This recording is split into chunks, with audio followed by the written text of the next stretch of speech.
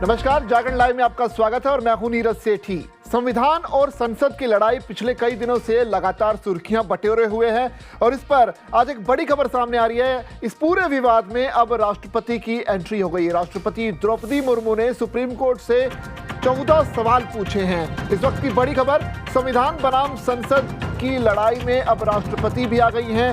राष्ट्रपति द्रौपदी मुर्मू ने 14 सवाल पूछे हैं। विधेयकों की मंजूरी पर सुप्रीम कोर्ट की टिप्पणी आई थी और उसके बाद अब ये सवाल पूछे गए हैं। सुप्रीम कोर्ट से औपचारिक तौर पर राय मांगी गई है। क्या सुप्रीम कोर्ट विधेयकों की मंजूरी पर राष्ट्रपति या राज्यपाल के लिए कोई समय सीमा तय कर सकता है? ये एक बड़ा सवाल है, क्योंकि पिछले दिनों सुप्रीम कोर्ट ने तमिलनाडु का एग्जाम्पल लेते हुए कहा था कि जो विधेयक हैं राज्य सरकार की तरफ से और राज्य विधानसभा की तरफ से जो आते हैं, उस पर राज्यपाल को जल्द से जल्द फैसला ले लेना चाहिए, उसे लंबे समय तक अटकाना नहीं चाहिए।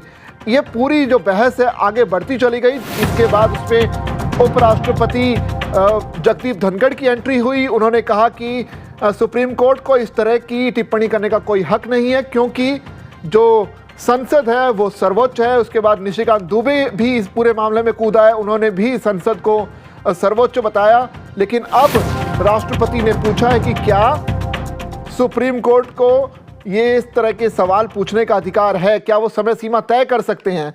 दरअसल तमिलनाडु सरकार की अपने राज्यपाल के खिलाफ दायर याचिका पर सुप्रीम कोर्ट के फैसले के बाद से ही ये सवाल उठने लगा है। 8 अप्रैल को आए इस फैसले पर अब राष्ट्रपति द्रौपदी मुर्मू ने सुप्रीम कोर्ट से औपचारिक राय मांगी है। राष्ट्रपति ने संविधान के अनुच्छेद 143(1) के तहत 14 बेहद अहम सवाल पूछते हुए ये साफ किया कि संविधान में ऐसी कोई व्यवस्था नहीं है जो विधेयकों पर मंजूरी या नामंजूरी की समय सीमा तय करती हो। राष्ट्रपति ने कहा कि राज्यपाल और राष्ट्रपति संविधान के अनुच्छेद 200 और 201 के तहत विधेयकों पर फैसला लेते हैं, लेकिन ये अनुच्छेद नहीं कहीं भी कोई समय सीमा या प्रक्रिया की निर्धारित नहीं करते। उन्होंने ये भी कहा कि राज्यपाल और राष्ट्रपति का ये विवेकपूर्ण फैसला संघवाद, कानूनों की एकरूपता, राष्ट्रीय सुरक्षा और शक्तियों के बीच संतुलन जैसे बहुपक्षीय पहलुओं पर आधारित होता है। सुप्रीम कोर्ट की जस्टिस JB पारदीवाला और जस्टिस R महादेवन की पीठ ने 8 अप्रैल को अपने 415 पन्नों के फैसले में कहा था कि राष्ट्रपति मुर्मू ने कोर्ट की तरफ से तमिलनाडु के 10 पेंडिंग बिल को डीम्ड एसेट यानी माना जाएगा कि मंजूरी मिल गई है बताने पर आपत्ति जताई और कहा कि संविधान की मूल भावना के खिलाफ है।